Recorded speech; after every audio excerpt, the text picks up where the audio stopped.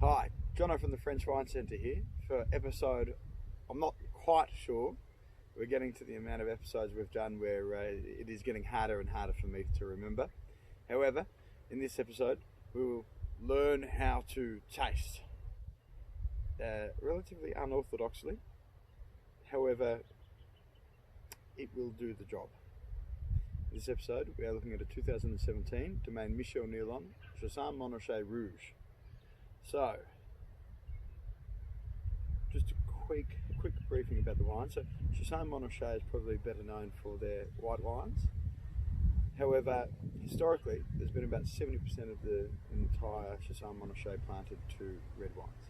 Reason being is if we look at further north, Meursault, slightly higher elevation, Feuillée and Montrachet, both white wines on territories.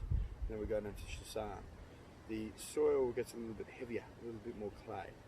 And while it still produces lovely white wines, it also produces lovely red wines, quite ripe, full, plummy, and we'll get into a couple more of the characteristics after we start tasting. So, first things first, colour, beautiful, bright, medium embodied, no sign of fading. Yet it's not overtly bright. It's not purple. It's a beautiful sort of deep cherry. So that tells me that probably not carbonic maceration, probably not too much glycerol, probably a more sort of traditional sort of winemaking method rather than making it sweet fruited.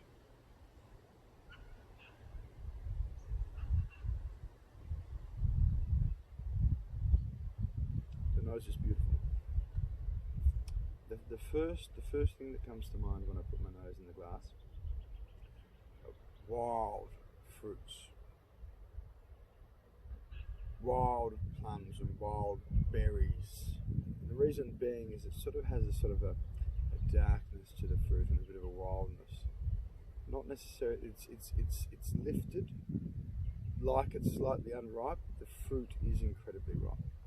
It doesn't look green or anything like that. I'm talking about if you go and pick blackberries or wild plums, because they aren't cultivated, they have difference in ripening. So what you do is you get this mix between wildly overripe and sort of then fresher and more high-toned fruits. In this glass, you get just that. You get this incredible sort of life, acid, absolutely nothing green about it, but it's also got this underlying brooding wild Kirsch cherry, glazed cherry, but not in a shallow way or a hollow way. Plum bramble, blackberry, and you can sort of see those sort of classic Burgundian savoury undertones coming through. Not forest floor yet, but more sort of just, white button mushrooms and just glimpses of it. Very, very attractive.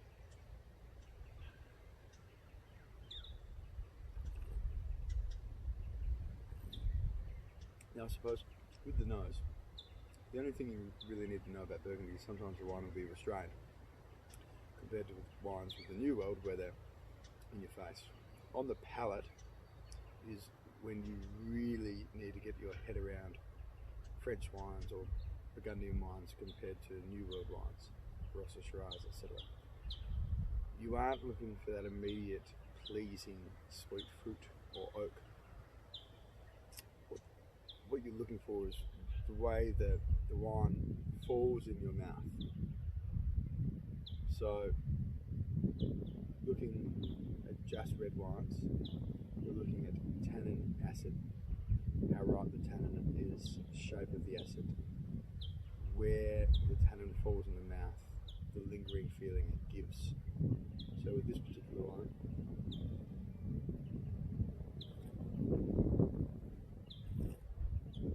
quite present, covering the whole mouth, aggressive. Now, back to Chassagne Reds being popular in its heyday. they were able to ripen and produce wines of a sturdy nature, but they did produce quite rustic wines. Now, rustic shouldn't be just seen as something that isn't pleasing. Well, what it means is there's ever-present tannins, and they do slightly intrude. Now, it's not a bad thing. They just are more present than elsewhere. As long as they've got beautiful sweet fruit or ripe fruit wrapped around them, they're incredibly pleasing, which this does.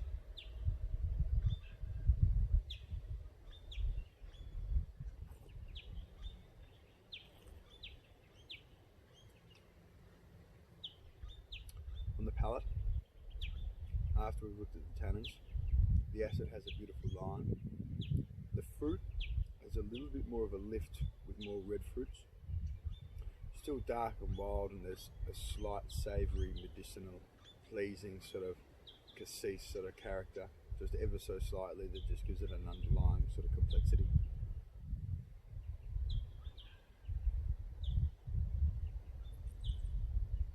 And I think I could sit here and have something new to tell you every sip. However, that might get a little bit boring, so I suggest delving in yourself. Thank you for joining me on another episode of How to Taste and Drink, 2017, Domaine Michel, Niellon, Chassagne, Montrachet, Rouge. All the best.